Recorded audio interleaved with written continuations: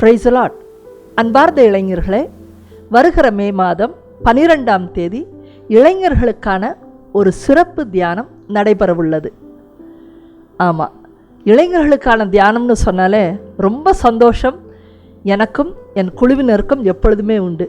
ஏன்னா உங்களை போன்ற இளைஞர்கள் குழுவில் இருந்தால் இன்றைக்கு அவர்கள் எல்லோரும் இந்த மேடையில் ஏறி அல்லது அநேக தேவாலயங்களில் இன்றைக்கு பணிபுரிந்து கொண்டு இருக்கிறாங்க.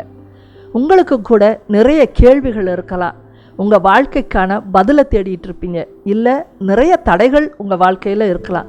சில பேருடைய வாழ்க்கை கண்ணீரில் கழிஞ்சிக்கிட்டு இருக்கலாம். ஆனால் கண்டிப்பாக இந்த தியானத்துக்கு வரும் பொழுது அந்த தலைப்பே என்ன தெரியுமா?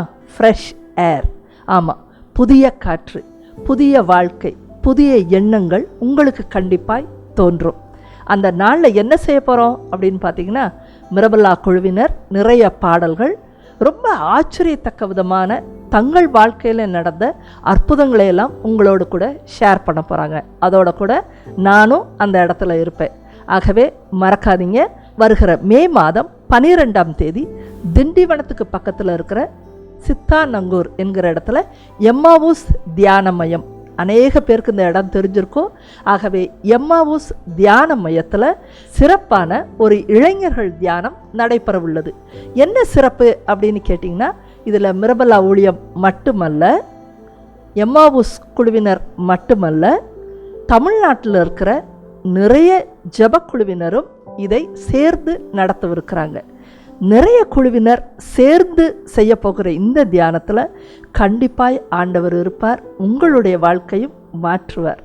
அதனால் உங்கள் அனைவரையும் நான் வரவேற்கிறேன். ஆகவே நீங்கள் வரணும்னு நீங்கள் நினச்சிங்கன்னா இந்த ஃபோன் நம்பருக்கு காண்டாக்ட் பண்ணுங்கள். இப்பொழுதே புக் செய்து கொள்ளுங்கள்.